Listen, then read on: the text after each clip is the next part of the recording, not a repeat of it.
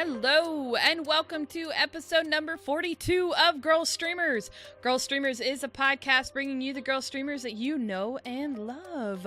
Girlstreamers is a community that supports and promotes girls that stream. We are a bi-weekly podcast, and we'll be introducing you to some amazing girl gamers and allow you, the viewer, to get to know some of your favorite streamers. My name is Nymphadora, and tonight I will be your host, and we will be interviewing KaylaMarieTea. If there is time at the end, we will take questions from the audience. And I'm so professional, I don't remember this. We'll take questions from the audience in the Twitch channel. This is a live podcast, but we will also be available for download on iTunes, Stitcher, Google Play, and YouTube. What's up, Kayla? How are you? We're so professional. Doing wonderful. Really enjoying that intro. That was professional. I've only done this, I don't know how long, 42 times? 40? What is it, 42? 42 times? 42 times? Yeah. I've only done this 42 times and still don't know my freaking intro. You'll get there. You'll get there. It's because I have so much stuff that I'm doing at the same time as talking. Yeah. The multitasking. The multitasking gets in the way. Yeah, that's exactly what it is. I can't multitask. The older I get, the worse it is for me to multitask. And I actually forgot to take my medicine because it wasn't sitting right here. Husband, will you get me some medicine? Husband to the rescue. I take metformin because I have PCOS, and you have to take it at the same time every night. And yeah. I take it 8 in the morning and 8 at night. So, yeah. Anyway, hey, at least you're forced to get up at 8, which is nice. Yeah, I'm actually forced to get up at 6 in the morning. You told me that before. Yeah, you said that you get up super early. I do. So like a good person. How was your week? Pretty uneventful. Did you get all of your things for Dead by Daylight? Like all of the New Year's stuff? No, not even close. Not even close. I haven't played in a few days, so. I didn't either. I gave up. I hit 40 for, it was like 4 days until it was over, and I hit 40 coins. I was like, it's just not gonna happen. Yeah, I don't know. I honestly, I reaped the rewards of the extra blood points for that, but I wasn't chasing, that whatever final result, so. Those rewards were, man, I got down to level 18 and I pipped twice, so I've never been anything lower than 20, which is the maximum. Good job. Good job. I know, go me. So how'd you come up with your screen name? It's actually not that exciting. It's more, I had a really crappy screen name because I made my Twitch account 3+ years ago, and I made it in conjunction with my Xbox username, which was really lame. So when I started streaming, I had that username, and I'm like, crap, if I'm going to take this seriously, I need to actually make one that makes sense. And, I don't know, I've never had any unique nicknames throughout my life, really, that I was like, oh, this describes me, or oh, I have this username in an account that I really like.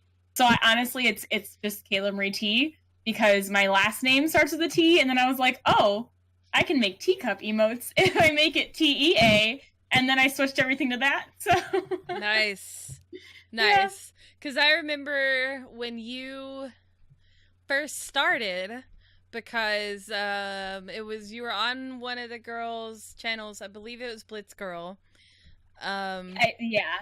And she was like, hey, I need somebody who can help out, and I happened to come in, and you're asking me about everything, and I'm like, okay, cool. And I used my emote, and you're like, you have a T emote? What? I was like, yeah, I do. It's awesome. Yeah, I was very I don't know, looking for a way to I guess be memorable, because I think I guess I'd rather be known by my real name, because I don't have anything else that really people know me by, so yeah. I mean, Your name is not boring. Like my That's name. good. Smith is in my name somewhere, and we'll leave it at that. Yeah. That's not exciting? That's not exciting enough for you?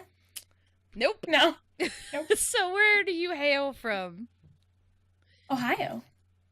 Oh, really? Ohio. Yeah. I did not know that. That's cool. In the Cleveland suburb area. So. All right, that's what's up. Northern Ohio. Yeah. That's what's up. Several people I go to church with is actually from Ohio. It's weird. You know what? Honestly, people from Ohio go everywhere. They spread. Like, whenever I even go on vacation places, I feel like I meet people from Ohio. It's weird. So, what's the first game you ever played that got you into the gaming world? Well, I think the first games that I got, like, attached to was probably, like, Pokemon on Game Boy. Because, like, my first console was the Genesis, and I was really young, where I was, like, playing Toy Story and, like, the Barbie model game or whatever that was on the Sega, which was so fun, by the way.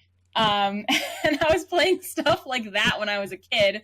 So then when I got a little older, I got super into Pokemon, and then, like, I guess, like, I don't know, I had, like, Tetris as well that I was kind of addicted to, so I don't know. I didn't play the Barbie game on the Sega, but I played the Barbie game on the Nintendo.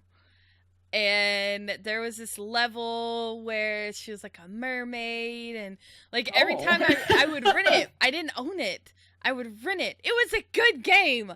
I want to play that. I don't even remember the name of it.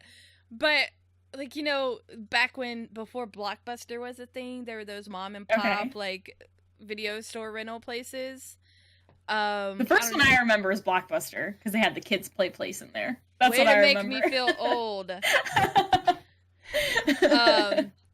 But before Blockbuster, there were mom and pop rental places. Yes. And I remember this one, it was the best one in town, and she had a small little game section, and then, you know, the rest was, it was like one room. It was not very big at all. It was like the size of my room right now. Like, it was tiny.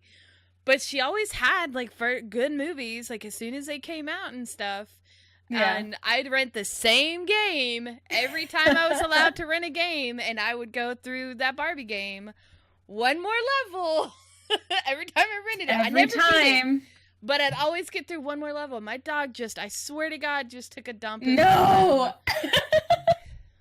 Not again. Well, I guess not again. He didn't do that. That fart is awful. That fart is awful. He smells awful. Get him out of here. It's disgusting. I can't concentrate. Oh my God. Be happy. Everyone's commenting that my cat's licking himself, so I mean, that's bad too. Oh, I told you, as soon as we started the podcast, he'd lift his leg and start licking himself. I mean, it's just his back. It's not his leg. He's just licking his back.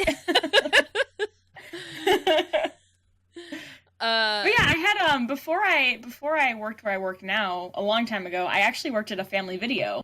So I would take home games from there all the time. Nice. They'd be like, take them. Even before they released, they didn't give a crap. They're just like, take this with you. You can play it. So I played a lot of stuff early. I miss. So what was your first Pokemon game then? I think I started with Red. Pretty sure I've only ever played Red, Blue, and I haven't played any of the new gen or any of the newer ones. Like, I never had a Game Boy. The last one, which was, what was the last one? Hubby bought it for me, and it was really good. It lasted longer than, it was like Sun and Moon. Pokemon Sun and Moon. Way better than Omega Ruby, which was the one before that. Alpha Sapphire and Omega Ruby, and then I don't know what was right before that. I don't remember. But yeah, the latest one I thought was really good. I quite enjoyed it. So Game Boy Color then? No, I just had one. I had the original Game Boy, and then I had a Game Boy Pocket. I had that big one. Yeah. Nice. I'm pretty sure it was a hand-me-down, so Yeah. I got Game Boy Color. That was my first one because we couldn't afford the regular Game Boy. But we finally got a Game Boy Color after the Game Boy Advance came out. Like, we were always behind.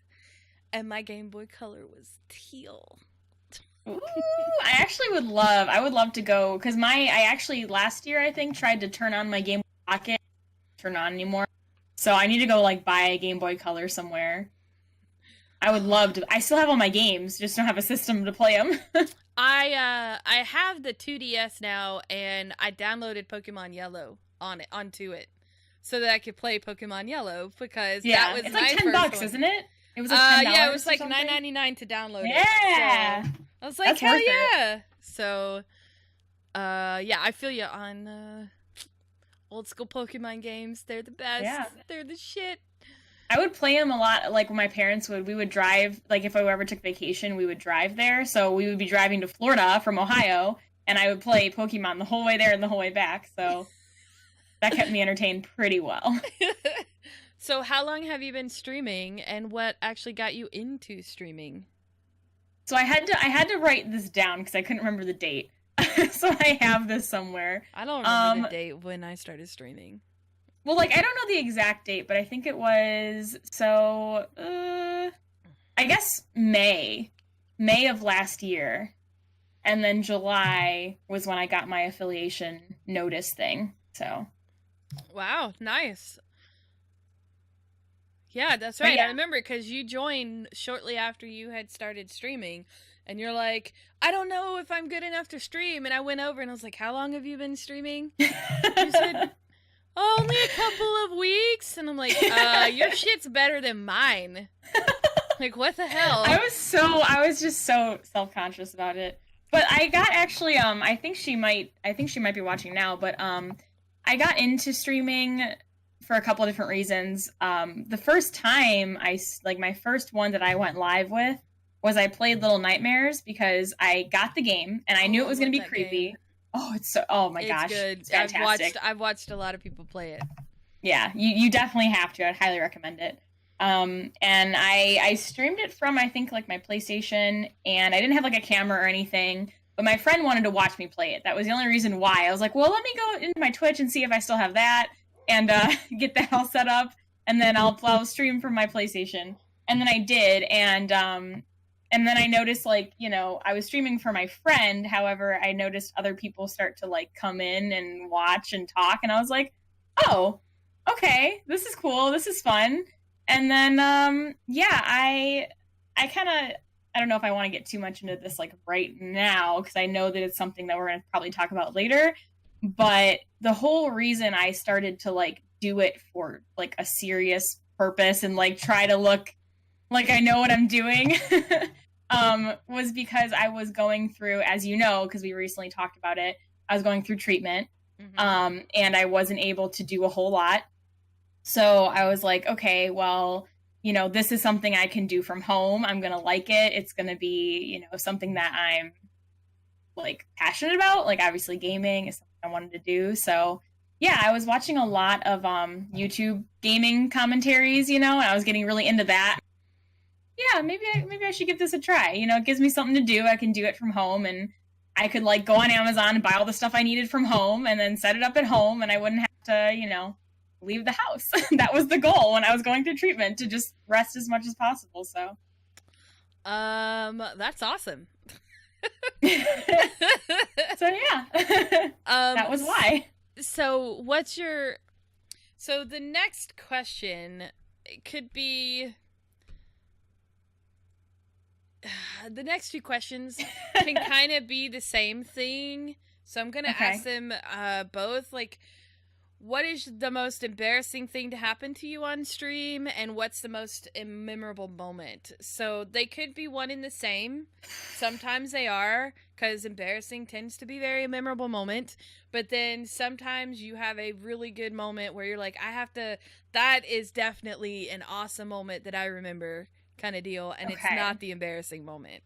So yeah, I do have, I know my most embarrassing moment, but it's not my most memorable moment for sure. I don't know if I even thought about, I know my most embarrassing for sure was when I left my microphone on instead of muting it when something insane happened. So I was sitting here playing, I don't even remember what at this point. I look to my left and my cat is in the hallway, because if I look to my left, I can look straight out of my bedroom. Mm-hmm. And I look over and I'm like, hey, what you doing over there? Because his nose is like to the ground. Like he's almost like he's sniffing the carpet intensely. And I'm like, what the hell? And I'm like, what do you have in your mouth? And I noticed that he had something brown. And I'm like, he doesn't have any toys that are brown. And it was a live mouse. Oh. So I kind of saw that and I thought it was a mouse, but I'm like, okay, chill out, get up, go look. So I thought I muted. I did not mute. I put up my break screen and I walked out the hallway, and he starts walking away and I'm like, stop, what are you doing? What are you doing? And I see it and I scream. I scream. So people thought I was literally dying. Oh God. But then also I started screaming, oh my God, because I was afraid he was going to kill it. And I was like heartbroken because I just don't like seeing animals get hurt. So I'm trying to get it out of his mouth and I'm screaming bloody murder. Drop it, drop it, drop it. And then it was so embarrassing. Everyone heard me screaming at the top of my lungs, like panicking and saying, oh my God, and just, yeah. So that was the most embarrassing thing, because I came back and I'm like, you guys just heard everything. This is what happened. Oh my God. By the way, you keep peeking just a little bit and distorting. Okay. So you may want to, yeah. Yep. Yeah, it's my stupid mic. That's, oh my God, that is hilarious. Oh. Yeah. So. That would have been mean, because it's like, get it out, but wait, no, wait. Kill it! No! Wait! No! It was just get it out! Well, and then what I did, so I told everyone I came back, I was like, I have to go deal with this, and then I went and I grabbed a fishing net, which was actually a Christmas gift that I hadn't wrapped yet, and I chased it around the house because he finally dropped it, and so I chased this mouse for like 30 minutes and couldn't find it, and then it went away and we lost it, so. And then it happened again a couple days later. Nicely done. So. Nicely done, kitty. Nicely done. And look at him just sitting back there. He's like, yeah, I did that. What's up? He's so chill back there. Yeah. He knows what he's done. He knows. For most memorable, though, I don't really know. I guess that one does. That moment stands out a lot. Sorry. You're okay. That's my dogs.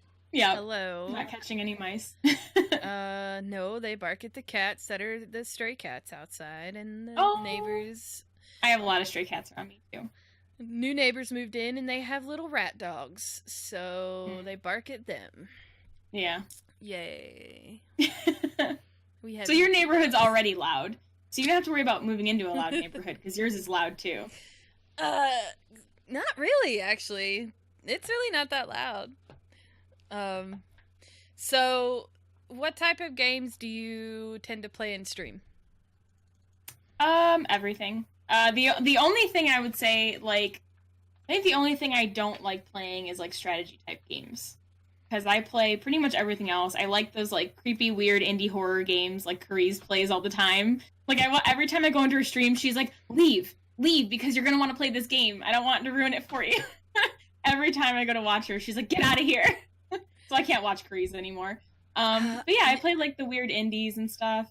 Have you played the claymation one that she played? I mean, it's been a while since she's played it. I don't remember. Like the robot one? No, it was literally claymation. Like the whole game was like claymation. It was really well done, and really, yeah,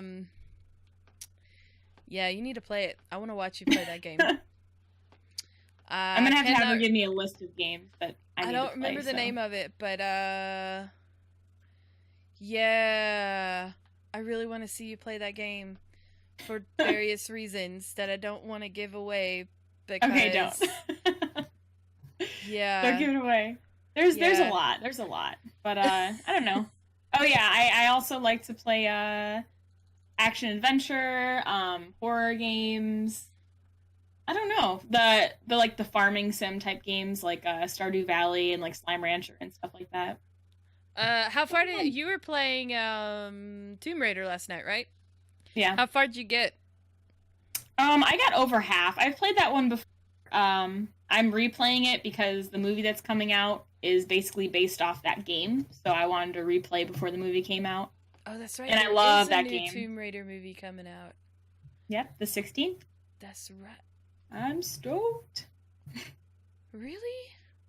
Yeah. Man, okay. Very soon. I remember seeing the trailer about it, and then I didn't see anything else after that. Yeah. They announced the trailer less than a year ago, so it's coming out pretty soon after that was all shown. Yeah.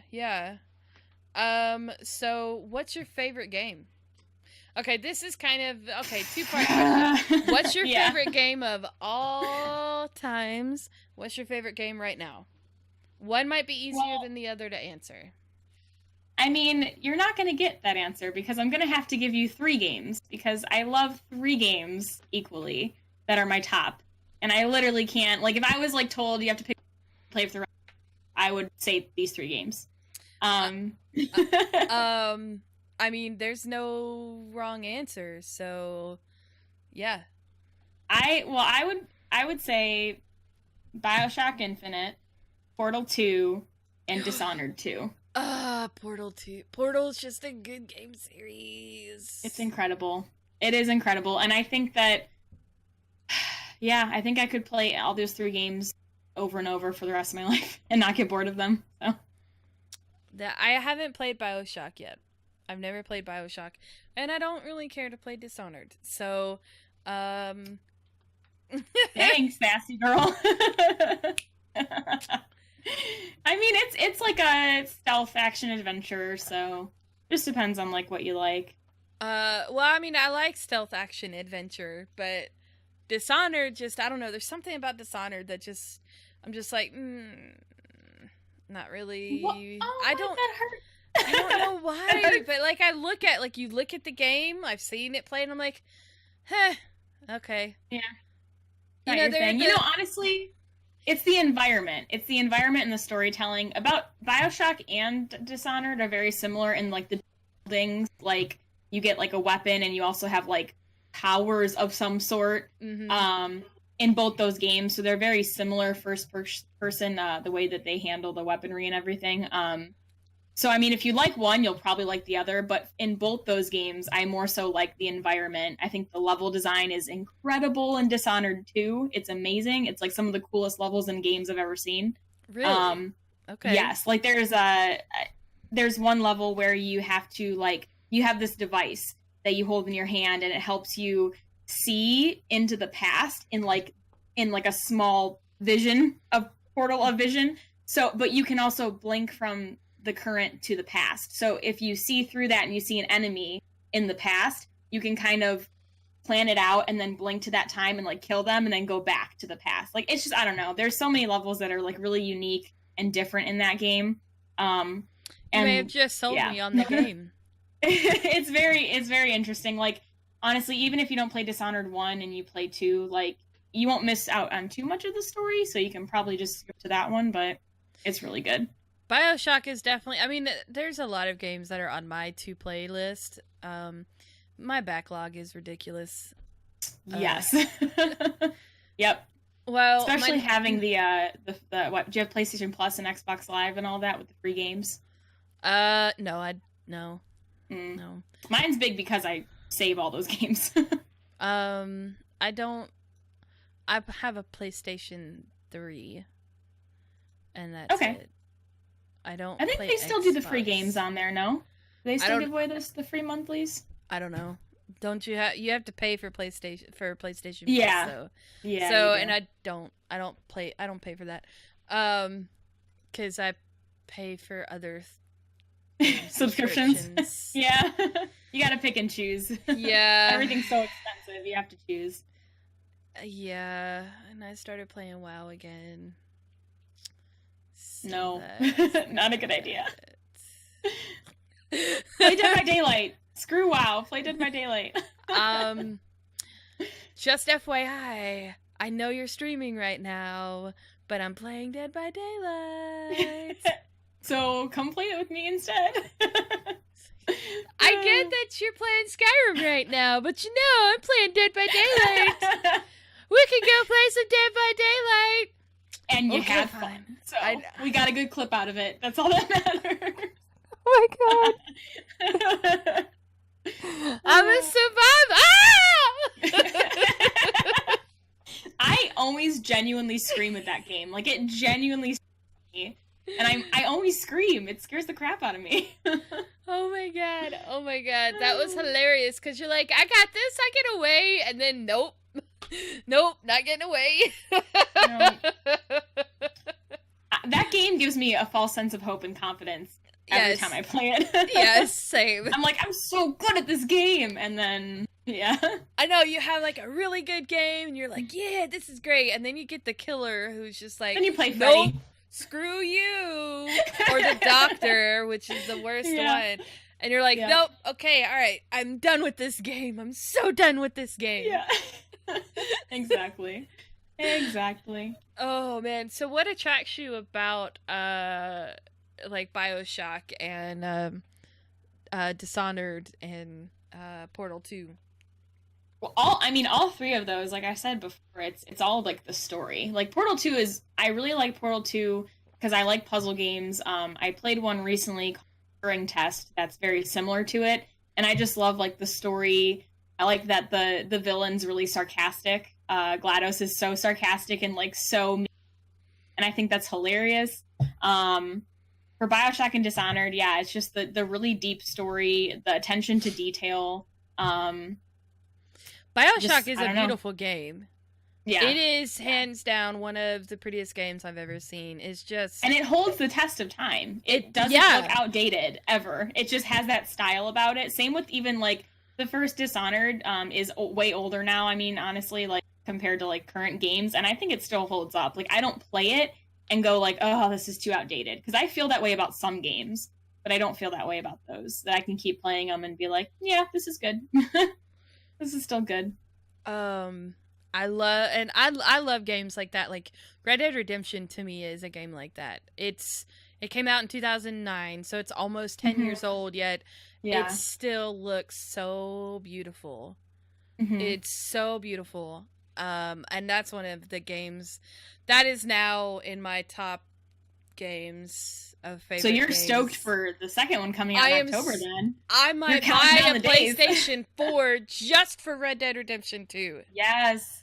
Just for RDR2 because I want it so bad. I am so stoked. I don't anticipate games often. Overwatch was the last game I like anticipated and I was happy with when it came out. So yeah, I'm stoked. I'm ready for RDR2. Everyone tells me that I would really like Overwatch, but I've only played it like once. So I mean, you might. I don't think I've ever really seen you play games like that though. So I don't know if you would. I used to be really into a lot of the when Titanfall came out, I was addicted to Titanfall. I was heavily addicted to the first Destiny. So there are first-person shooters I play, but, like, very few that really catch me. What's fun about Overwatch is, I mean, obviously you don't play through the lore and the story in it, but the lore and the story behind Overwatch that they come out with is just beautiful. You can't help but appreciate the artwork that goes into telling those stories, too, because, you know, they have comic books you can go through comic books for some of it. And then you've got the video stuff, and I've seen some of the videos. Those I love. That could be a movie. They could make a whole movie. No joke. I would love it. I think Overwatch is a wonderful game. I freaking love that game. It's one of my favorite games. I have more fun playing with friends. I don't play competitive because it's just too salty to play competitive unless you have a good team to play competitive with. But I mean, that's for pretty much any game at that level, you know, the competitive level like that. But yeah, I mean, if you like to, you might like it. You should get it. We could play it together. Okay. All right. Maybe I've been told I next- need to get it on PS4. A couple people pressuring me to get it on PS4. I say you should get it on the PC instead. So that's my I mean, I personal- got Dead by Daylight on both. Get it on both if I like it that much. I like to always have people to play with, so. So are there any games that you are excited about coming out soon? Oh my gosh, yes. So there's when I was thinking about this earlier, I'm trying to find actually what I had written down. Okay, so there's not that many that I know of yet. I'm sure there's like some indie games coming out that once they come out, I'm gonna be, oh my. For the longest time, I anticipated this game called Rumu, and I recently played it, and it's the game about the self-aware Roomba vacuum cleaner thing. Did you hear anything about? No, but that sounds hilarious. Fantastic. It's actually like super emotional, shockingly enough. What? But yeah, I'll explain later. But anyway, the reason I followed that and I was so girl. Whoa, who, everything just like cut out there for a second. That was weird. Like your on my end? Yeah. Like you go out every so often, so oh, okay. Okay, I don't know, it doesn't show it on my end, I'm sorry. But the game Rumu, the reason I followed it was because there was a girl who I followed for a long time who did like really amazing cosplays, really like well done cosplays. And then one day she's like, I'm gonna be a part of a game development team now. And she's like, this is the first project I'm gonna work on. And then it came out and it was incredible. I'm like, you freaking go! Like, yes, like you go, girl. So yeah, that's awesome. Well, yeah, it just like it was. I'm so happy for her, but it came out and it was a project.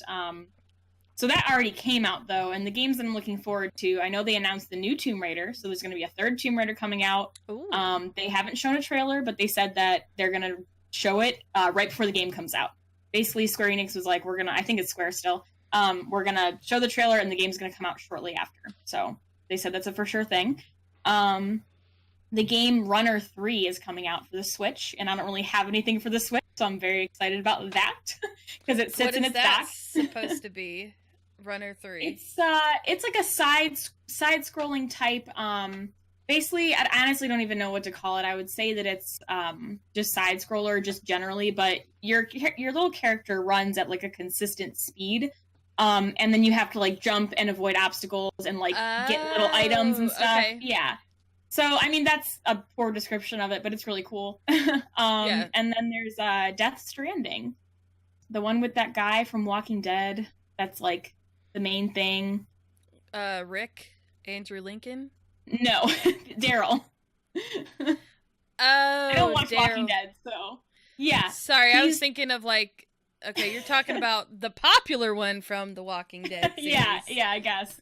Okay. Yeah, so he's gonna be in that. I don't know if you've seen trailers or anything, but Death Stranding looks insanely weird, and like none of the trailers make sense, and none of the trailers look like the other trailers. Like they're not like cohesive whatsoever. So I have no idea what this game's going to be about. So I'm excited because it's so mysterious more than anything.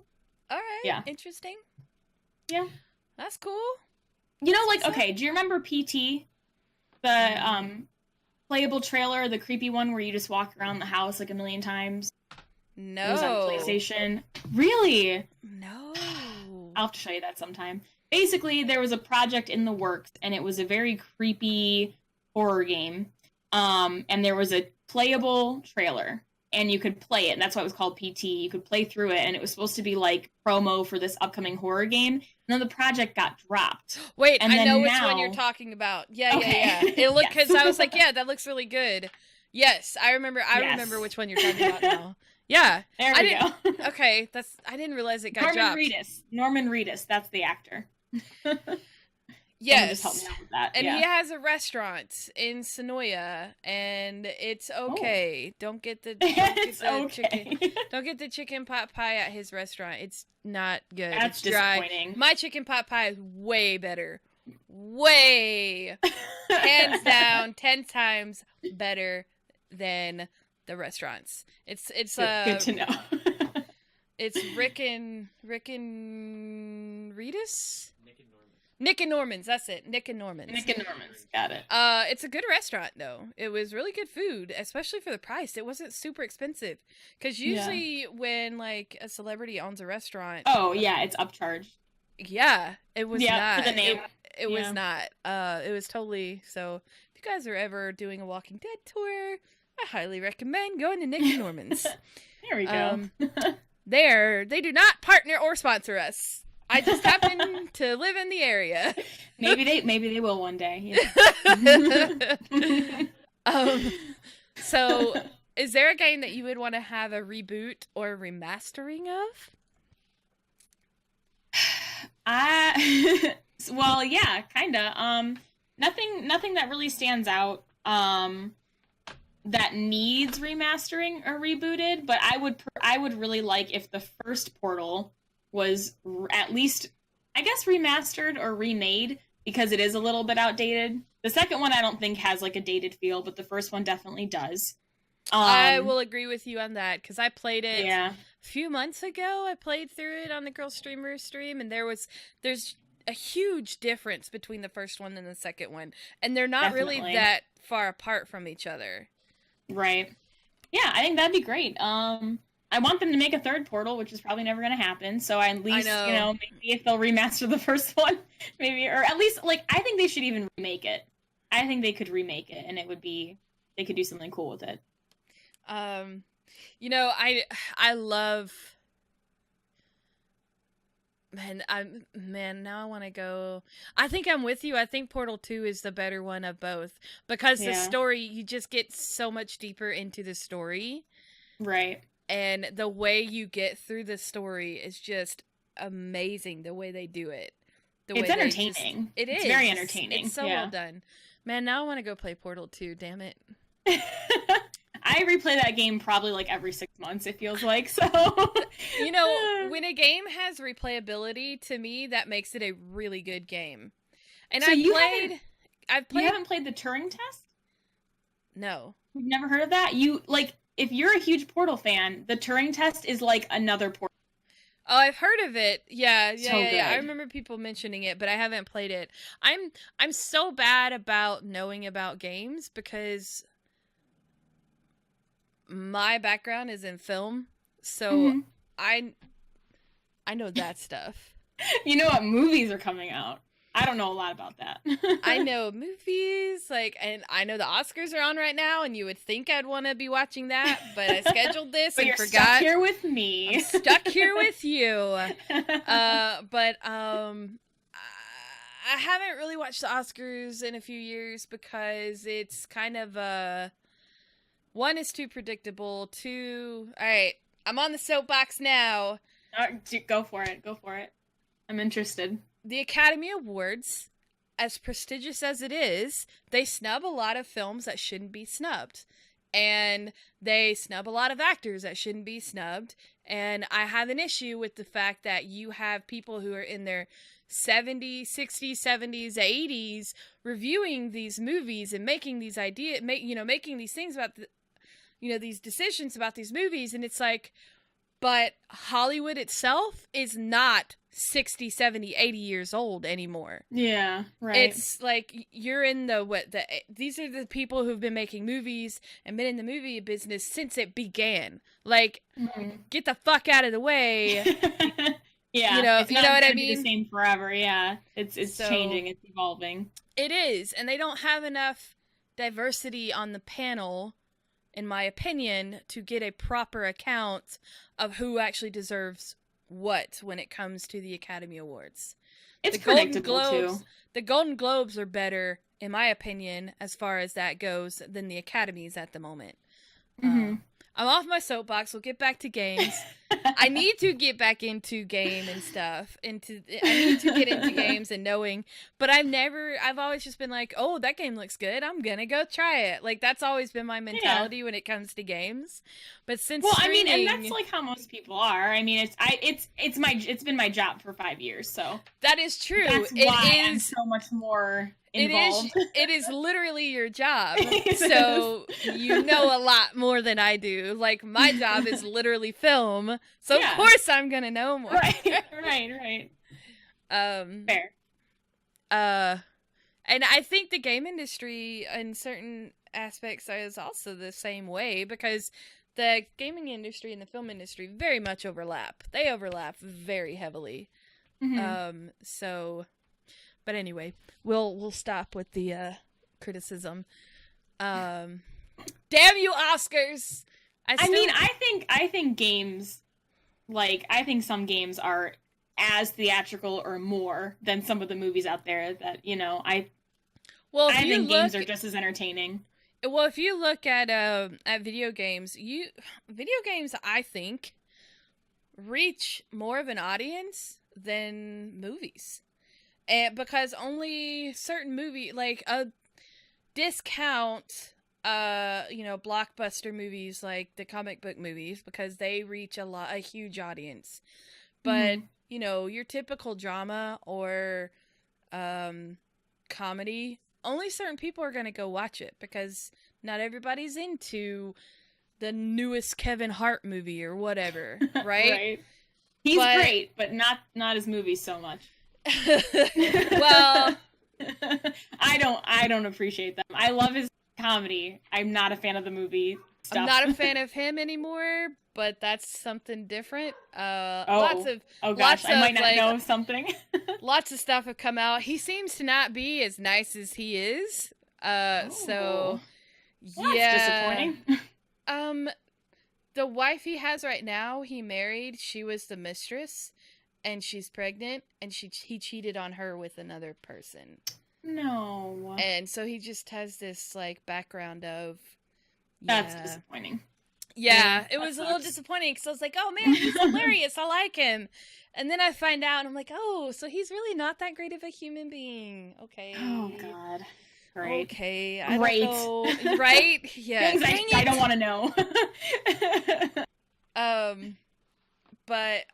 So anyway, I forgot. Off the Kevin Hart topic. I don't know what the hell, man. Sorry. I don't even know where we're at this point in the conversation. We were talking about reboots and remasters, and somehow got into Kevin Hart. Yeah. I don't know. Yeah. Speaking of reboots and remasters, movies do that a lot. Yeah. Sometimes they need to not. They need to stop. It's every year now. There's like a handful, dozen or so that are remade. Movies have always done that since the beginning of movies. Always. They've always rebooted. I have a problem with rebooting something that was just made 5 years ago or 10 years ago. Like, reboot something that was made 40 years ago. That's fine. That no one remembers. Yeah. Right. Jesus Christ. Like, anyway. I mean, they have like 4 different Spider-Mans now. 4 different guys who are Spider-Man. Right. And the Andrew Garfield ones, I've seen all of maybe 5 minutes of it and was like, why did they reboot this? Why did they make a new Spider-Man? He wasn't a good Spider-Man. I like Andrew Garfield as an actor, but not a good choice for Spider-Man.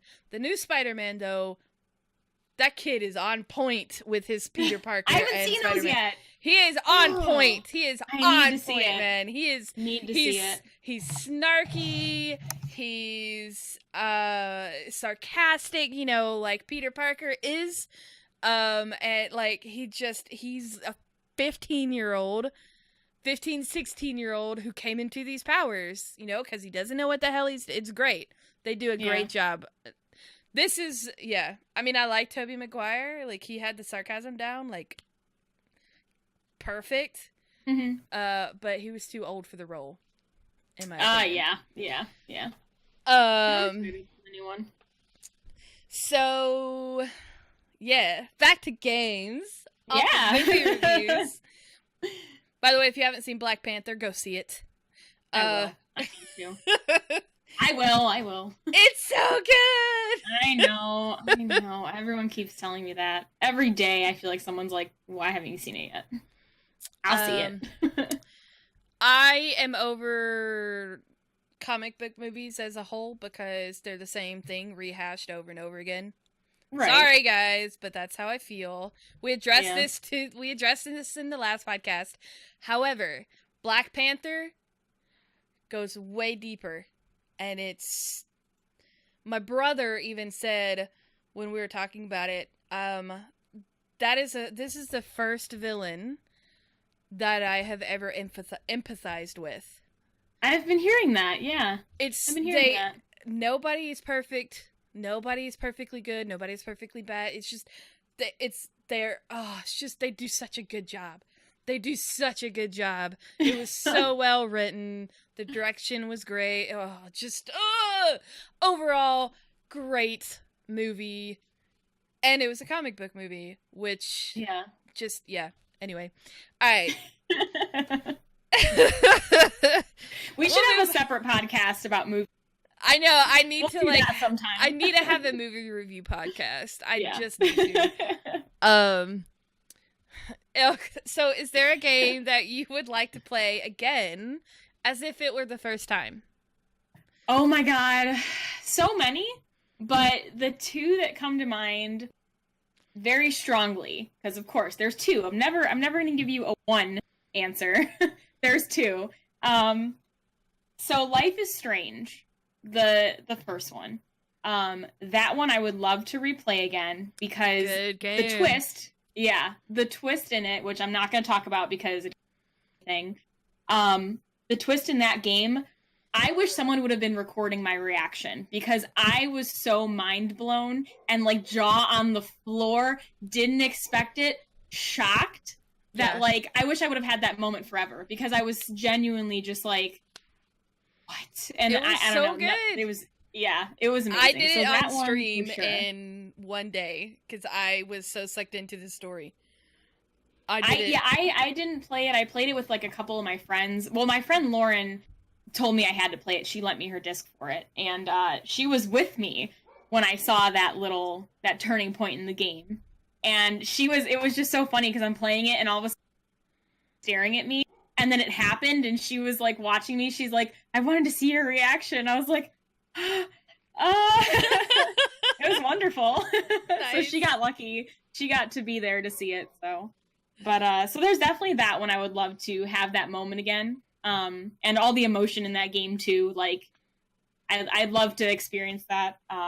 The other one, since you've played this, Doki Doki Literature Club, because, and I know you don't like it, I love that game. So the reason I would want to replay it was because, unfortunately, the first time I watched it, or the first time I experienced that game, I was watching it, and I had no idea what it was. If I had known what it was, I wouldn't have watched up to the part that happens that, like, basically tells you, okay, this game's not normal. Right. And I had literally, like, tuned in and saw that part. And I'm like, oh, I'm going to tune out and then play the game. But it was already kind of ruined, you know? Like, you already knew that it was coming, so, yeah. Okay, all right. I like Doki Doki because I like how they approached the last part of the game. But the fact that it takes 4 to 5 hours to get to that, to me, is what ruins the game. The buildup of Doki Doki is too long. Yeah. And I think I think that it could be shorter. I think that you can build up to that with it being maybe an hour and a half of gameplay, and because you will get invested if the story is good enough within the first 30 minutes. Yeah. So you don't need to make it 6 hours long of a build up before you get to the good part, you know. Right. And I got a warning on it, and I needed the warning on it, or else I would have stopped playing after the first thing that happened. Like, I would have been like, okay, I'm out. Fuck this shit. Nope, not doing this. Not going there. Only because of the fact that I have a history, and I was, and my mods know that, of attempted suicide. So I have that history. So they were like, if you play this, you're gonna come in contact. Yeah. There is really sensitive material in this game. You need to be aware of this. This is what happens. But it didn't ruin it for me because he was just like, if you want to play this game, this is what's gonna happen. Just be aware. Yeah. Right. And thank God he did that because I was able to actually play through it and go, okay, all right. So I appreciate Doki Doki for what it is because it's a very good game. I just think the build-up could have been a little bit shorter. I'm super into like I watch game theory stuff on YouTube. I'm very much into game theory, and there's a lot of really good lore, like actual lore on Doki Doki, theories on Doki Doki that makes I've sense. seen the theories on it's. Yeah, there's some crazy, I love it. I'm a stuff. sucker. Crazy twisted stuff, and so I'm like, that makes the game even more interesting, and it's completely twisted, and if you struggle with depression or any kind of mental illness, this is your warning for that game. When we say it approaches sensitive subject, it gets upsetting. It really approaches sensitive subject.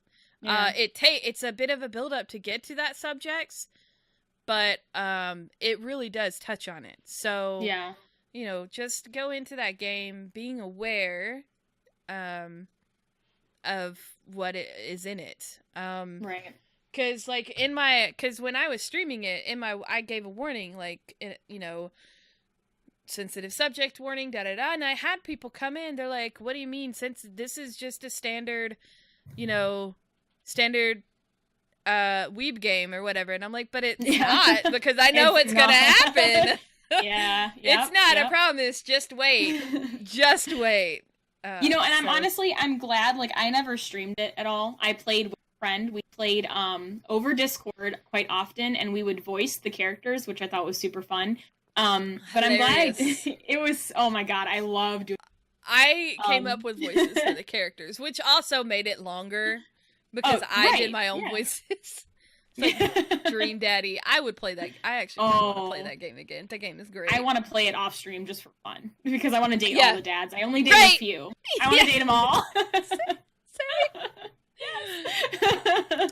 That was a good game. Such a nerd. It was a good game. Again, playability. If it's a game that I would be willing to play again to experience, even though I've already experienced it once, it's a really good game in my opinion. That's one of them. Because I would like to see the other options, which is also cool. Because there's going to be different dialogue and all that. So. I'm with you on Doki Doki. I appreciate Doki Doki for what it is. I think it has some issues, but on a whole, I enjoyed the game. But yeah, that's interesting that is one that you would like to experience again. Because I would be interested in that shock value that I didn't get, because I kind of already had an idea. Like, it did actually kind of scare me later on. There was things that like freaked me out or like caught me off guard. But like once that's ruined for you, you can never go back and experience it the same way. Right. So just like the ending of The Walking Dead season 1 was ruined by some douchebags while streaming. I knew that it was gonna happen. Like, you could smell it coming, but like, just let me play through the game and experience the game, right? Like, I know this is gonna happen. I kind of see it coming, but just that's a big one in my stream. Is I don't like spoilers. Like, unless it's a game that I've played multiple times and I want to talk about, I'm just like, don't talk about anything past what I've played to. Even just for other people's sake. Not even for mine, but like for chat's sake, don't talk about it. Because the one thing that I hate, especially like, oh my god, working at a movie store and then working at a video game store, if people come in, they do a spoiler, I'm like, get out of here, what are you doing? There's other people that are in this store that you could have just ruined this for because you're an idiot, like, and you're rude. I hate that. Yeah, I'm with you there. I'm so with you there. Like, when Star Wars came out, when The Force Awakens came out, people love ruining Star Wars, just like they loved ruining Harry Potter when it came out. We were walking up to the front, and there was this group of people talking about the movie as we're going into it. I'm dressed in a Leia costume. My husband is dressed up like Han Solo. Like, we're legit getting into it, right? On opening day, they're talking about it coming out. And I looked at them and I said, shut up. This is opening day. Not everybody's seen it yet. Right. Just shut up. And they looked at me and they got really pissy. And I said, you want to fight over a movie? Go talk about it in your damn car. And the one guy, the girl was like getting all like antsy, and the dude was like, "No, she's right, man. This ain't cool." Yeah. That's...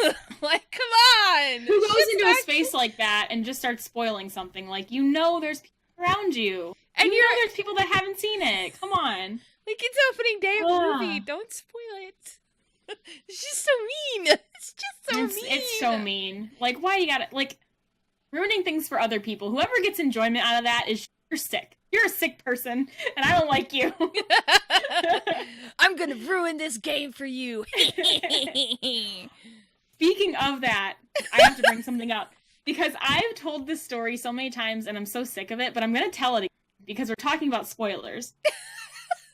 So, I am a huge Tomb Raider fan. Giant, stupid, huge, whatever. So, the first game I love, Rise of the Tomb Raider, I got on release night at midnight with Fallout 4, because those came out in the same night, and started playing Rise of the Tomb Raider.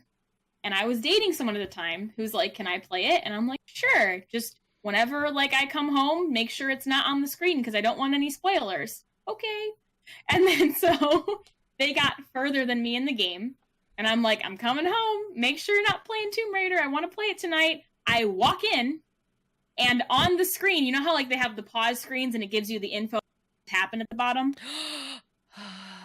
Yeah, a villain was revealed to me that I didn't know was a villain all across the bottom of the screen. And I'm just like, oh! Why? I asked you one favor. This is my game, and I asked you one favor, and you couldn't do it. And I was so torn. I just stopped playing. So I still haven't finished that game. Because I was so like, well, you just ruined it. Are you still dating? Oh, no. Oh, God, no. Yep, I would have also left him for that. That ended a while ago, but yeah, it was. I mean, he was the like, fact that so he mad? allowed the game get spoiled, okay, then he doesn't understand gamers, okay? Exactly. Hashtag fake gamer boy. Fake gamer boyfriends. Hashtag fake gamer. Exactly. Oh, what a jerk. What a jerk. Yep. Oh. It was upsetting. We got in a small fight about that, fight, yeah, I fight worth fighting over. That's something worth fighting over. Yeah. We get into arguments about things that, like, watching like, I get to the point where I'm done watching a series of a show after, like, the 4th series because it gets boring. I'm sorry, but American TV is crap after the 4th season. I like all of The Office. 4th or 5th I watch it all season. the time. That's not the same, like, because it's a comedy. It's not really, it's a sitcom. It's not really the same. Mm-hmm. But, like, The Walking Dead, it's hard. Okay. Like, I'm so over, dramas. like, come on. None of the main people are dying off. Everybody's a hero. It's like, all right, this is, okay, I'm done. But we're not finishing, like, the series, and he gets so pissed because he's like, I want to finish it, but because we watch it together. Yeah. So, trying to get back into catching up on old series. I need to get back into Supernatural because I was like dedicated to that show, and then it got to like 8, I think, and I'm just like, And then on like 10 seasons, I watched the first season, and I was like, all right, it's gonna be the same thing for the next 10 seasons. I'm okay. It's a great show. I don't need to watch the rest of the series. I will say it's worth watching through like season 6. It's really good around, I think, 4, 5, and 6. But then after that, I kind of like it lost a bit, and yeah, I don't know. But it is worth. It does get a lot better. I believe it's either 4, 5, or 6 where they have like every episode is amazing and really funny and really good, and then it kind of goes back to just being the same stuff. I think if you're going to expand the season, don't make it be like 26 episodes. Make it 10 episodes. You know what I mean? Like, have 10 episodes versus 20-something episodes. But anyway, look at us back on movies. I know. Like, all right, so the oldest game in your backlog that you have not beaten. Half-Life. I really want to play all of them. I think I have the orange box, which I believe has Half-Life 2.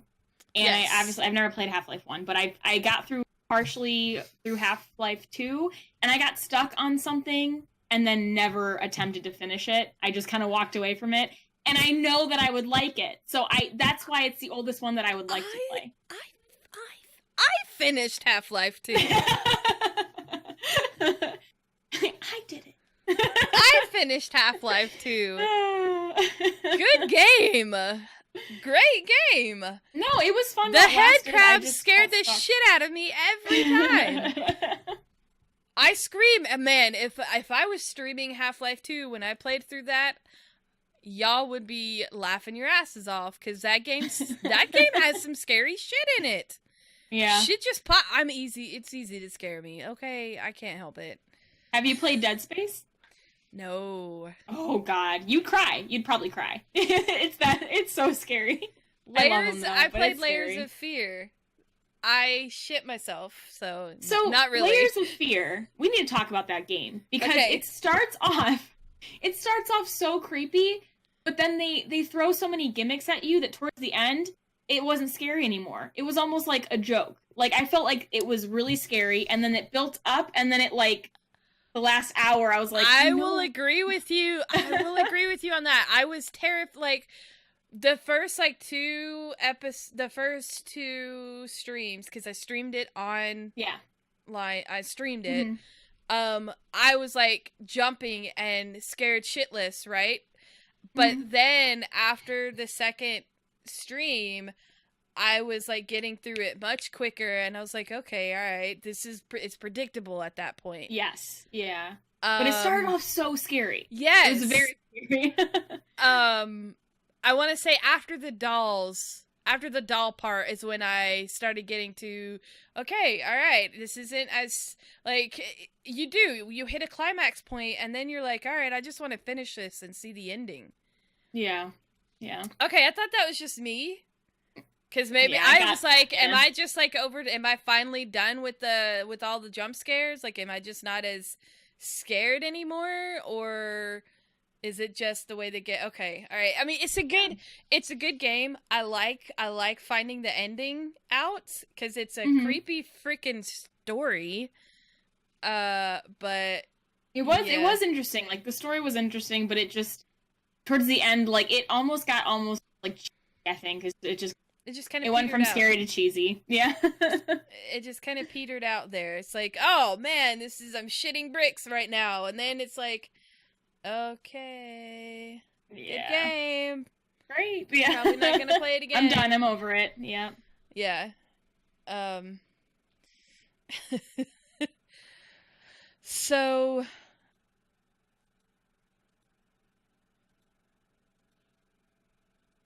sorry, I got distracted by the chat. So, all right, this is where we get to the kind of serious part of the podcast. I'm super ready. Are you ready? I'm ready. Right. I'm ready. Who inspires KaylaMarieTea to be the woman that she is today? Oh boy. I had to, okay, so obviously you've given me these questions. I had to really think about this, because I think that what I take from inspiration for me is looking back on my past and basically being inspired to not be that anymore. Like, I think what inspires me is looking back and thinking of my missed opportunities in like college and high school, and because like I was kind of shy. Like I did a lot of activities. I did dance team, I did ballet, I did like I was in the key club, I did drama, I was in plays and stuff. I know, I was a big old nerd. I was on the dance team for the marching band, so like there's that. It was cool. No. No, I was on the drum line. No, man, we can no longer be friends. You guys are the worst. No. Here's the thing. We weren't like a kick line. We weren't like a baton twirl. We actually did a lot of like so dance teams. You weren't the flag team. Okay. No. We didn't like them. Okay, nobody likes them. Like, no. It's a thing. Nobody likes him because They're all the cheerleading rejects. Nobody likes That's them. fair. That's fair. And that's fair. for some reason, at least with ours, they were all bitchy. Mm. We didn't. Yeah, I mean, some girls on the dance team were too. I mean, that's gonna happen regardless. But I was very like, I was in a lot of that stuff, but I wasn't really friends with a lot of those people. So just because I was like really shy and I wasn't like a person at all, so I was like doing a lot of stuff, but I was too shy to like branch out and make a lot of friends. And kind of the same thing happened in college. So I think that like now I look back at that and I feel like I missed a lot of opportunities because I wasn't more outgoing. And even in college, like dropped out of college, I wasn't really focused. I don't know. So there's a lot of things like that kind of inspire me to be better now and kind of want to go back and fix all the stuff that I didn't, fix the things that I kind of missed out on or let go. So, well, if you go back, then you wouldn't be who you are today. That's true too.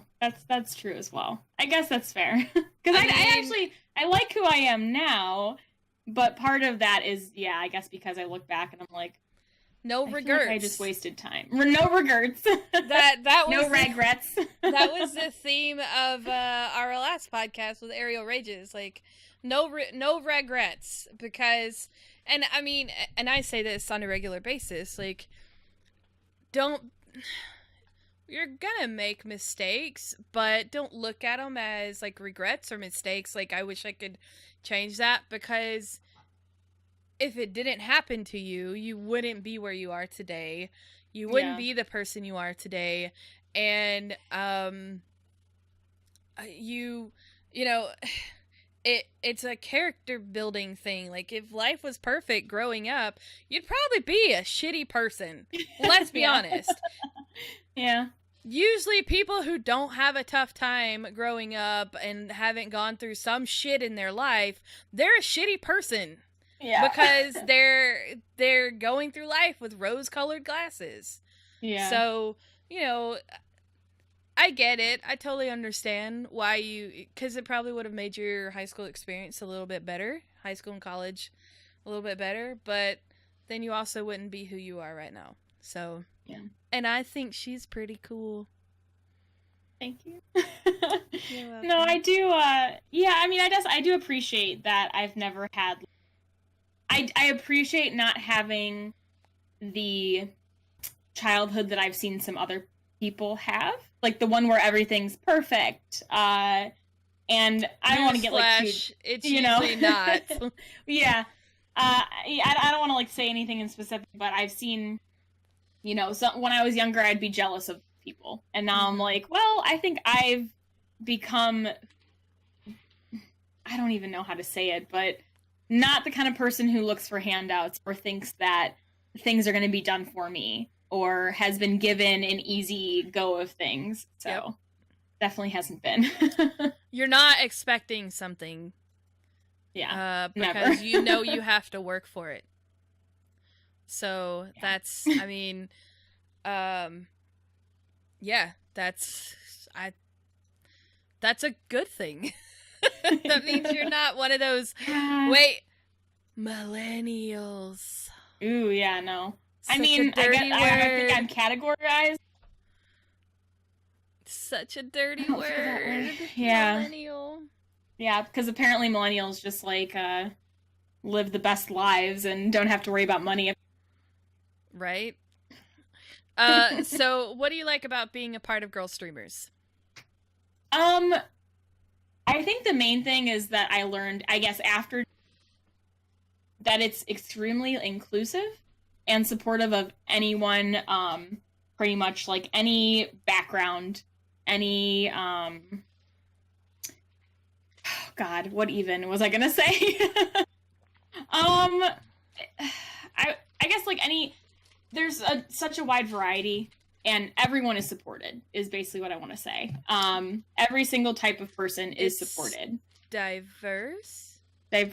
No one's discriminated against. No one's judged. It's just really open. I don't know. I kind of judge you. Just, I mean, you. let's be real. Yeah, you, but like the other women. I'm kind of a judgy person, so I judge people. I mean, I don't know. I think that you might be, but yeah, I think that it's inclusive, just of everyone's backgrounds, and I've seen that. I've seen that a lot. That like anyone is supported. Everyone is supported. It doesn't matter like what games you stream, your sexuality is, what your background is. Like you're welcome there, and that's really cool.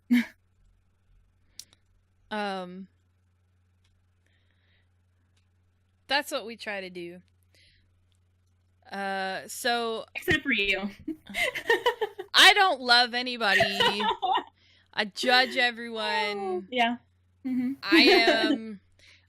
I in my chat, I'm like, we all know I'm a bitch. I've already said I'm a bitch. So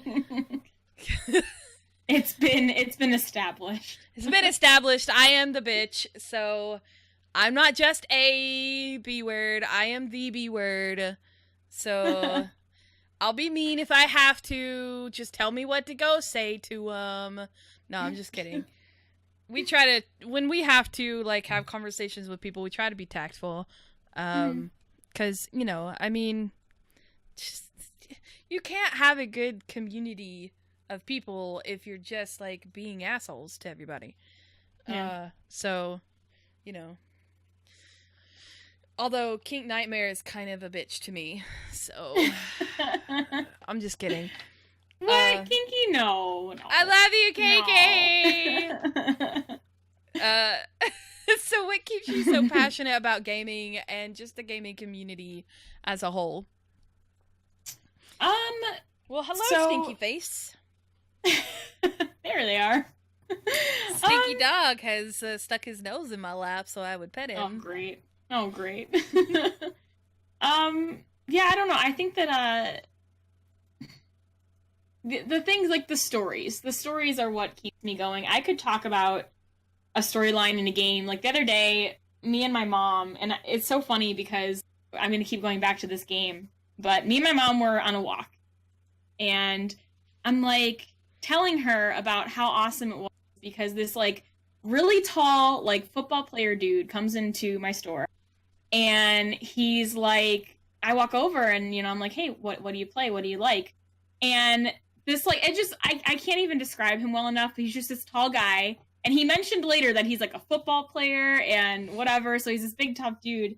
And he's like, man, Life is Strange is one of my favorite games of all time. It made me cry. And like, that got me so amped that we talked about like indie. Oh, he was amazing. So we talked about like indie games for a long time. That's a dude you want to fuck. Oh my god. That's a dude you're like, hey, can I get your number? Like, whoo. Sorry. Oh my god. So anyway, okay, look, I married not that. The point of the story. That's what I married. So. Well, I didn't give him my number, but I did give him a play. Oh, you just cut out. Did you just say you cut out again? Oh, I said I didn't give him my number. I gave him a games he could play. List of games he could play. Hopefully he appreciated that. But I mean, so going back, my mother, who hopefully wasn't watching, we were on a walk and I was like telling her the story, and she goes, "Well, what is Life is Strange about?" So I literally we walked like probably 4 miles in the time that I was like, let me tell you the story of this game. And I told her the entire story. And I got so emotional that there was parts where I was actually like tears in my eyes telling her about Life is Strange. And then after that, I told her the entire story of BioShock Infinite. So, that's awesome. I get really passionate. I get very like, I love like relating, or not relating, I guess, like just telling people the stories that really like got me. I love then retelling them to people. And I just think that like the stories are what keeps me like coming back, is that I'm like waiting for that next game that's going to make me obsessed with the story, and the next game that's going to draw me in and pull me in. And Carice was actually saying the other day when I was on her stream and she kicked me out, she was like, she was like, Kayla, you know, I don't want you to see this or get this ruined for you, because you really, you know, you're like me, you buy into the story so much that I don't want it ruined for you, because you're so into that. And that's what keeps me into it, is like I buy in and I'm interested and I actually care about the characters that I'm playing as. So I think it's just the stories. I think that's the mark of like a good game. I mean, for me personally, when it comes to video games and movies, I look at it this way. If I can be immersed in your world that you're creating, it's a good one.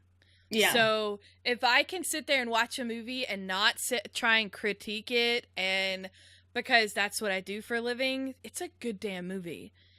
Very rarely does that happen. Yeah. Black Panther was the latest one. And movie or games are the same way for me. Like if I can, like not only like, okay, I like Cuphead. The story is okay. It's a great game, but you know, like the story, I'm like, all right, I don't really give a shit about the story when it comes to Cuphead. Personally, have you watched the game theory on it? I haven't, and I should watch it. But I think maybe it might change your mind. Okay, I think it might. But like the story of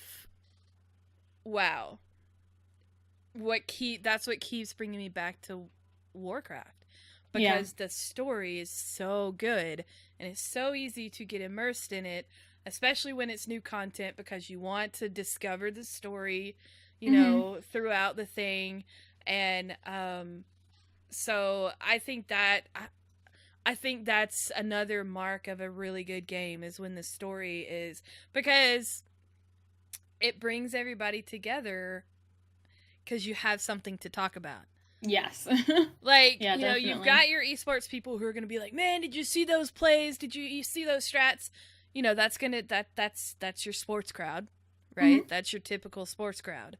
But then you have the people who are into the story part, and that reaches more than just the sports portion of the game, I guess.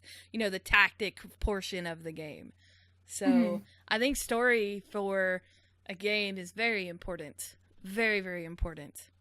Yeah, it's definitely it's really what brought me in to become heavily invested in games. When I started 5 years ago, my job is when I started obviously having more access to games, because a lot of it was given to me through work and stuff like that, and it was more affordable, and that's when I became like obsessed, because then I had a wider access to all these new games, and I was like, oh my god, there's so many things that I'm like totally obsessed with now that I didn't even know I was gonna. You know, I love about Steam or stream. I don't know what I'm trying to say right now. Since streaming, I have learned more about indie games than I knew before streaming, because like one of my favorite ones that I got from Carice is Party Hard. And I love that freaking game. I absolutely love it. It is a game, I still haven't beat it, and I'm pissed off that I can't beat the ending of the game. But basically, you murder all the people. It's this. Yeah, you go it's like that pixely one, right? Yeah, like you go through this story. Type looking thing. This guy is pissed off because people are partying too hard, and he wants to sleep, and he goes and murders everybody. Right? Fantastic! I love the game. Yeah. It is so dumb and so great. I love it. It's a simple story, but it's like I totally relate, man. Sometimes I want to kill my neighbors because they won't shut up. Oh my god. But I would have never learned about that game had I not been watching somebody stream it.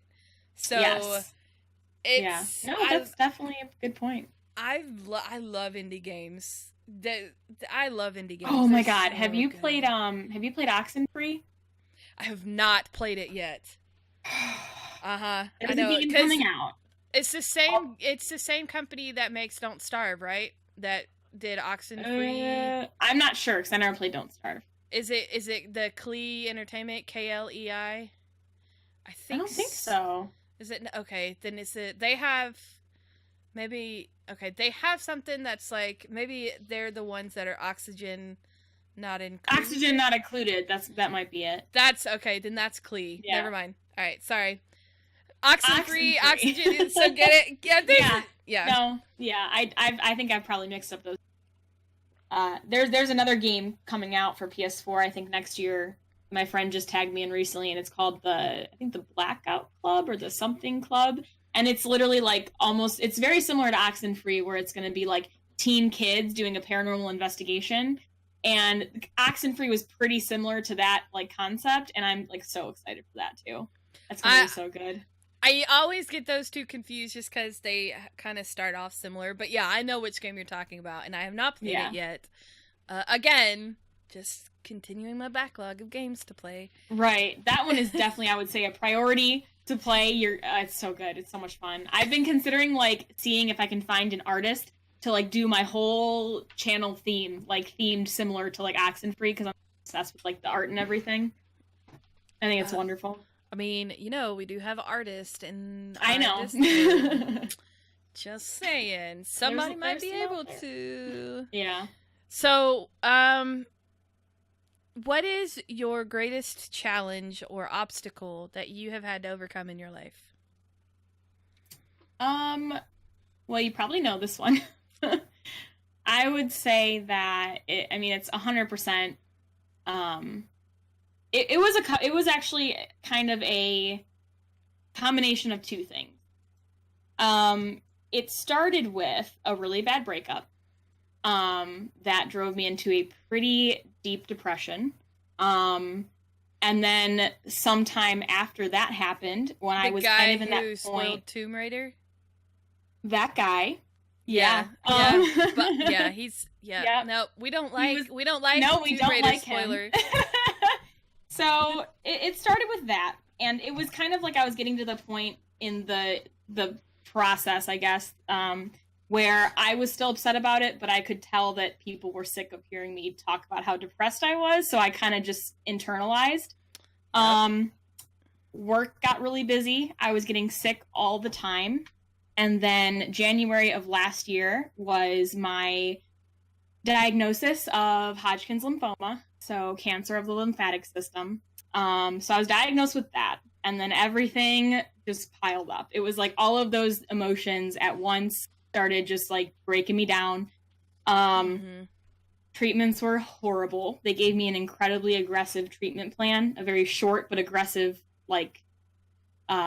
combination of drugs that I was given. So I was just kind of like out of commission for 6 months, where I just didn't want to do anything. It was rough. It was rough because I felt alone. I felt lonely, going through what I just gone through. Yeah, breakup and then getting diagnosed with cancer. Yeah. I mean, you were already depressed, and then having something that's gonna essentially could possibly kill you.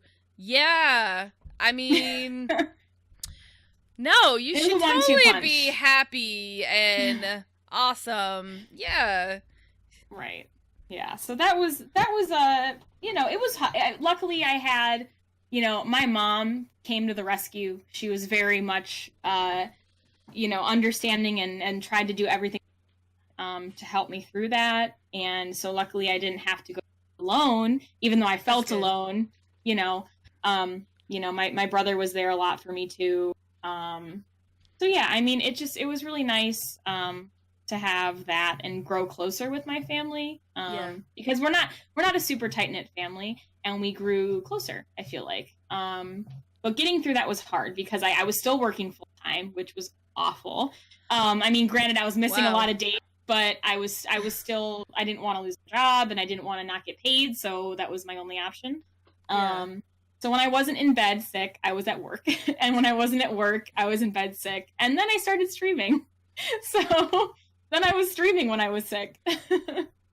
I told you, when you told me what you had gone through, I don't know if you remember me telling you, but in high school, my best friend at the time also went through Hodgkin's. And so I remember watching her go through that, and now she's healthy. She's got 3 kids. She's doing well, great. Luckily, Hodgkin's is the less fatal one, because Yeah. there's 2 types, and the other one is almost 0 chance, I feel like, as far as results that I've heard. And then the one that I had was like 86+% success rate of treatment. So luckily, it was actually extreme. I responded to it extremely quickly. I think about 4 months in, they're like, "You're in remission, so we're gonna finish your stuff." That's really good. Yeah, so I mean, luckily, because it was like from here to here. It was like this whole area. Oh, Jesus.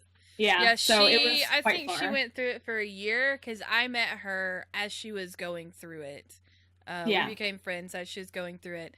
And she didn't want to go to prom, because it was like our senior year. She didn't want to go to prom. And because her hair had started to fall out and stuff. Yeah. And my mom was like, "No, come over here. We will get your hair looking good." And my mom did her hair and made her hair look so good, and she looked so pretty. She borrowed my prom dress from the year before. Aww. And we went to prom, and then after that, she cut all her hair off, because my mom told her as she was fixing her hair, she said, "Your hair is growing back, but it's breaking off where you keep it up all the time," because she kept it up because it was so thin. Mm-hmm.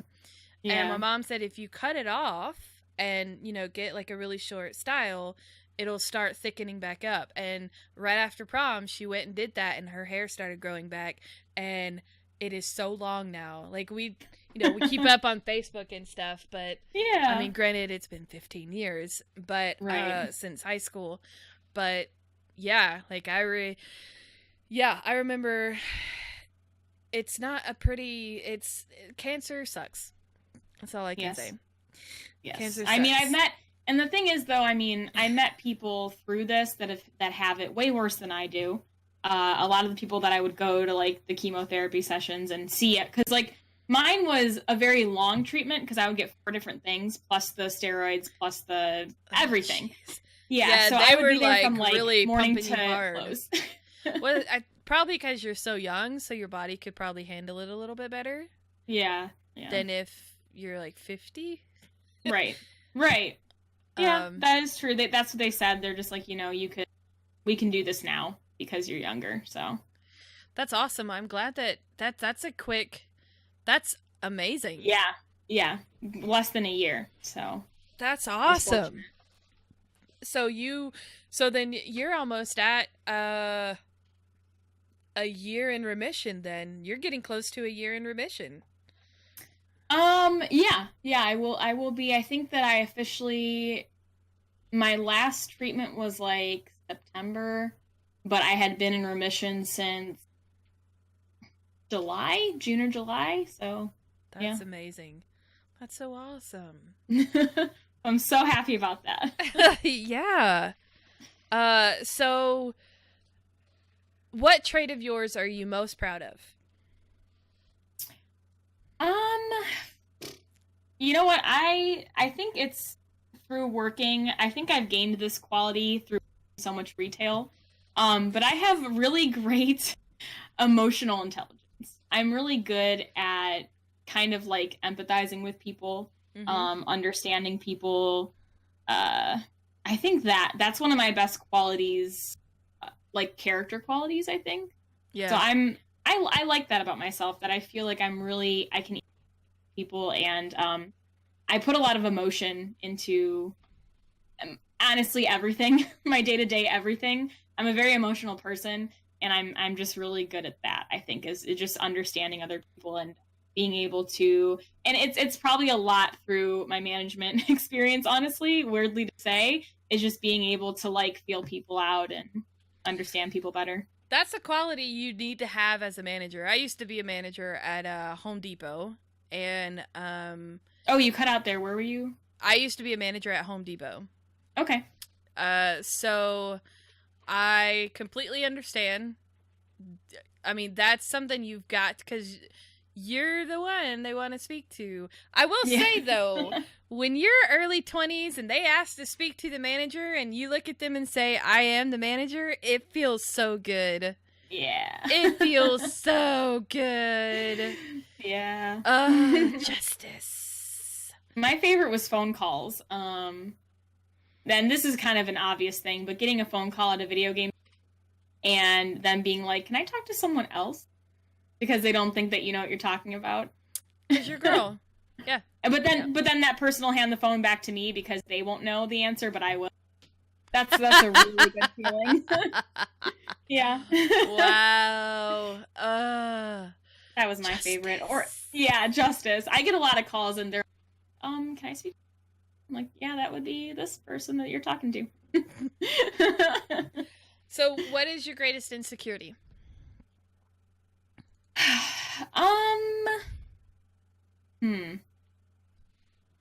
I think, well, I mean, besides the obvious, I feel like the obvious thing with women is like just insecurity is about your whole body. Honestly, I think that I have insecurities just like everyone else does, just about the way I look. Really? Because you have the best eyebrows of any person I've ever seen. I freaking love your eyebrows. And I had to get good at doing them because they did not exist a few months back. I completely lost my eyebrows and had to get really good real fast at doing them. Oh, so you fill in your eyebrows then? Well, now they've back and I'm better at like shaping them, but there was a long period of time where I had to make them happen completely. I really need to go get mine done, actually. The shape is terrible. But your eyebrows they're like Audrey Hepburn-esque. Thank you so very much. I've worked very hard to get here. This is the Oscars, and the award goes to, Best Eyebrows goes to KaylaMarieTea. Oh my god. I think that, They're laughing at me in chat because they're like, that's a very specific compliment. Look, right? As someone who has extremely thick eyebrows and who has always had to go get her eyebrows done, like, if I don't keep up with my eyebrows, they will grow together. Like, I have thick hair everywhere, all right? I like them, though. They're really pretty. So, I love your eyebrows. And they do look like Audrey Hepburn eyebrows. In fact, hold up. Oh god. Do I have it? I may not have it right at hand. Hold on. Yeah, I do. Okay. If you guys look at this picture, see? She looks like Audrey Hepburn to me. She's got the Audrey Hepburn. She's got the Audrey Hepburn look. By the way, that's... There you go. Yeah, see? I love Audrey Hepburn. I think Audrey Hepburn is absolutely beautiful, and her eyebrows are one of my favorite things on her. My mom actually told me that when I first got so obviously, like, I lost my hair for, it was pretty much all gone, for the most part. But then when it did start to grow back in and I got it cut, I said, hair looks like Audrey Hepburn. You just cut out so bad there. No! I don't know what's going on with the audio tonight. I don't know what it is. So weird. Dang you, Discord. Why? Basically, in summary, my mom told me when I first got my hair, like, styled, when it grew long enough to style it, that it looked like Audrey Hepburn. Well, because she always kept those pixie cuts. And, so... Look, I can't help it with the audio, Pascal. Stop telling me. I can't help it. I can't help it. There's not much we can do there. I don't know what's going on. Leave me alone. I can't help it. Weirdly enough, though, a less vain insecurity is that I think I suck at public speaking. I think I'm insecure about that, like meeting new people, and I'm really good with like words on paper, but I'm not like an eloquent speaker. Especially when it comes to meeting new people, I'm just like, I suck. Yeah, I'd say you were really nervous when you were, our first meeting. I was like, yeah. I totally got that vibe from you, even though it was through text. Totally got that vibe through you. I'm like, I'm nervous a nervous person for some reason. I don't know. I'm like, oh yeah, cool. Give me a second. I'll go look and da da da da blah blah blah. And and then we, chatting with you, and you're like, okay, cool. But I could tell that you were nervous. Like, but in your defense, for some reason, when everybody applies and joins Girlstreamers in the beginning, you're all nervous for some weird reason. And when you talk to us, like the management team, you all freak out for something like we're these big deals. We're not. We just happen to be the people who are helping run everything. Back then, though, I was just like, I don't know. I think it's the not knowing. I didn't really know what I was getting into. Yeah. No, I totally understand. I mean, I'll tell this story till my dying day. When Dad reached out to me, it started on Twitter with Twitter messages, and Dad Mannequin reached out to me through the Girlstreamers Twitter and was like, "Hey, do you want to be a part of Girlstreamers?" I thought it was like some weird porn thing, right? Oh my god, it's amazing. Because when you think Girlstreamers, you don't think gaming, you don't think Twitch, right? But nowadays, when people say this was 2 years ago, when people say Girlstreamers, especially in Twitch, like, it's slowly changing. It's slowly changing, and people are like, oh, it's that community. So in just 2 years, it's gone from that, because that was my first reaction. So of course I'm not gonna be alone in that.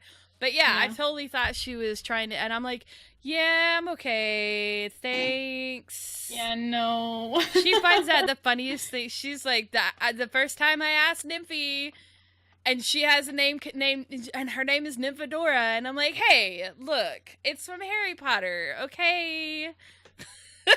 Oh my god. Like, it's innocent. It's all innocent. Right? So, what advice do you have for those new people who are getting into streaming? Okay, so definitely something that I think is super important for new streamers is focusing more on, like, your quality, your production, and your content of what you're actually putting out versus, like, how many people are watching me right now or how many people have followed me today. Because, like, if you're not at the very, very beginning concerned about the quality of what you're putting out, then what's the point? I think that if you're not giving your viewers something good to watch, then why are you actually doing it? When I first started, I was using my Xbox One Connect and my PlayStation camera because I didn't have a computer.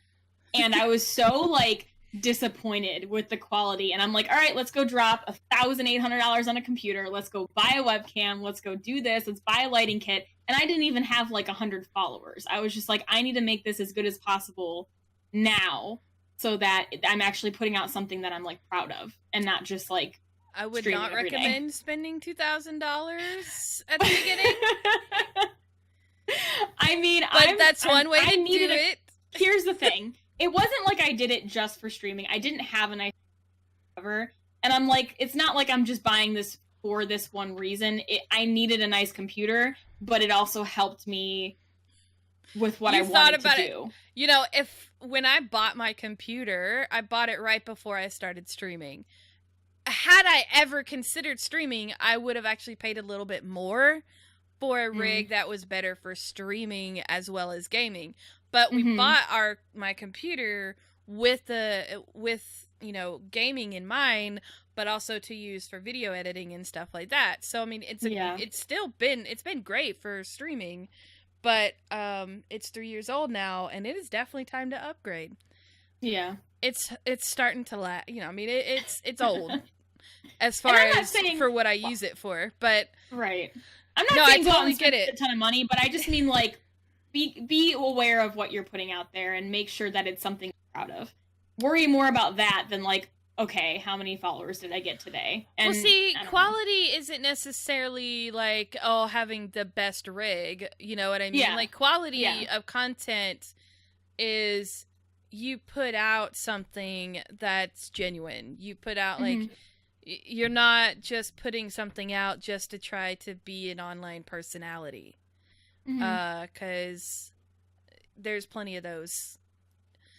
I hate to say it, but there's plenty of online personalities. Yeah. I mean, it's a thing. Well, nowadays, that's what everyone's doing. That's what everyone's doing, so... You know, so I'm totally with you, because quality doesn't always mean you have to have, like, the webcam you're watching me from is my old webcam, because I have 2 webcams set up for the podcast, so the podcasters have somebody to look at, but the good webcam goes to OBS. So you see the quality of my old webcam. It's not the greatest, but it was good. It did its job, right? Yeah. But, you know, so I totally agree with you. You know, quality over quantity is by far more important. Yeah. And it doesn't necessarily mean go drop a couple of grand on stuff. Just be aware of what you're putting. Yeah. Pascal says, have a cute cat. That's his advice. You know what? That has gotten me far. So that is fair. That is fair. Everyone loves him. Everyone freaking loves my cat, so it's fair. So I've got, since we are actually, it's 9:43, and we've got about 15 minutes left in this. Yeah. I've got one more question, and then we will open up for Q&A in the chat. So you guys get ready for your chat in Twitch. So what is your strongest passion outside of gaming?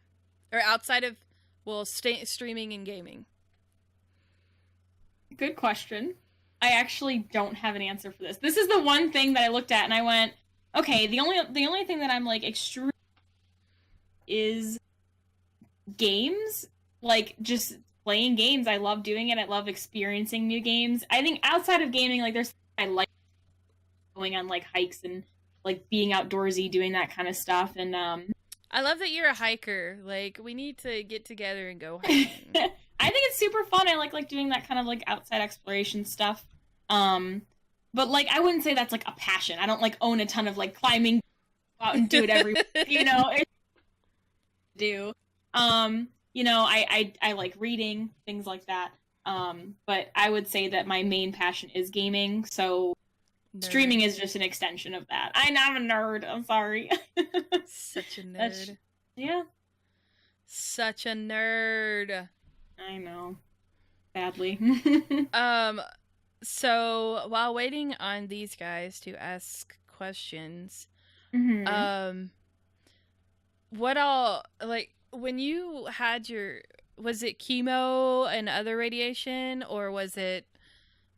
Well, I was given, so basically, the plan was 6 months. 6 months of chemotherapy.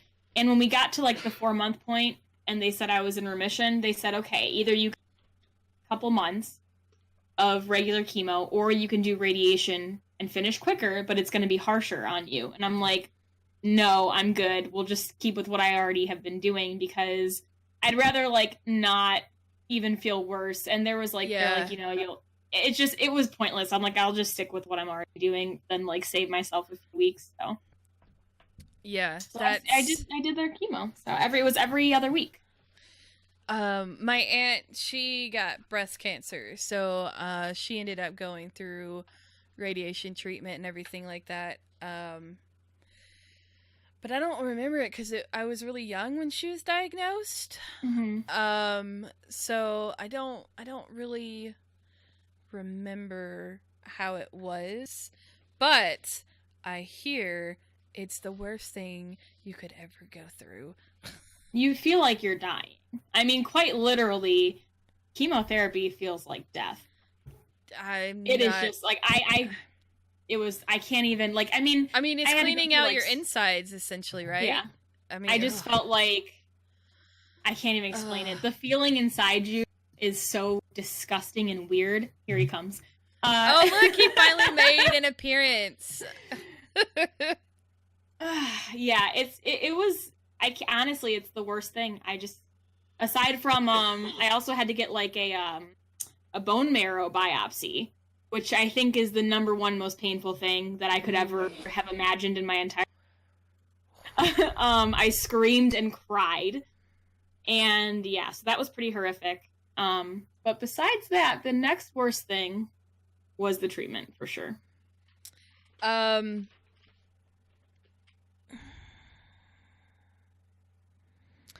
So Endless Kev says his 14-year-old dog has to have an operation tomorrow, and he finds it very hard to deal with stuff like that.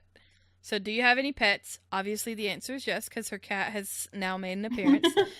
Do you have any advice for him over the next couple of days? I do have advice, because my cat, this guy, had to go through a pretty serious operation before. He swallowed a sewing needle. Ooh. And had to have emergency tummy surgery, and that's why his tummy's kind of flabby. He had to have emergency stomach surgery because it was like in his lower intestine, and they had to get it out, or else it would have killed him. Oh, poor kitty! Yeah, that's terrifying. It was horrible. I mean, I was sobbing. I was so upset because I couldn't afford the operation. My mom had to come and you just cut out his house. Like all of that. But I know what you just said because I could read your lips. She loaned you money to help you pay for it. Yeah. And so I actually, I think like last year I finally got finished paying her off, but it was horrifying. And I think the advice I would give you is, I mean, whatever surgery it is, it's scary to watch your pet go through that because they don't know what's going on, and especially the recovery process. But just try to make your house as comfortable as possible for them afterwards. I built a little staircase up to my bed for my cat. Oh. And because he was in so much pain. And it's just, I guess, just be there for them. Make sure that you have like a comfortable place for them ready for when they get home. And take some time off work. That's my advice. Take time off and spend time with your pet. I will agree with that's actually that's really good advice because I was in school at the time and my husband, was working, but when we got her fixed, and she had the cone of shame and everything on her, she was so pitiful. And when we would come, I wish I had like taken a couple of days off afterwards because she was so pitiful. She was just want to hold them. I know, she was so pitiful. Maria asked if you'd win $1 million, what would you do? If you won $1 million, what would you do? I think the generic answer that everyone would have, crazy that I would do, I would definitely pay off all my debts, get like a nice modest house, frickin', make sure that my family was taken care of, and then go on like an extensive traveling vacation, a very extensive traveling vacation. I'd pay all my student loan debts off. Yeah, that would be included. That would be included in paying my debts for sure. That's like the biggest debt I have right now is my student loans. Because we just paid our car payment off. Our car's paid off. We own our car. God. That's amazing. I still don't own my car. I'm working on that. I'd probably buy my husband a new car because he is driving my grandmother's car that sat in the driveway for several years before she passed away, and because when she passed away at the time, we really needed a car, and we really didn't want to go buy a new car because our car was still like 2 years. Yeah, we had just been paying. We just didn't want 2 car payments if we could help it. So my cousin and my dad were like, "All right, take it. You can have it. Just take it." It's like, awesome. Might as well. It's like, sweet. Thanks, Grandma. You're the best. Miss That's convenient. So Jean-Yves says, "Do you play a musical instrument?" No. I actually never have. That's something that I would definitely piano. You just cut out again. Oh, I'm sorry. I'm interested in piano. I would like to learn piano. I've never played an instrument.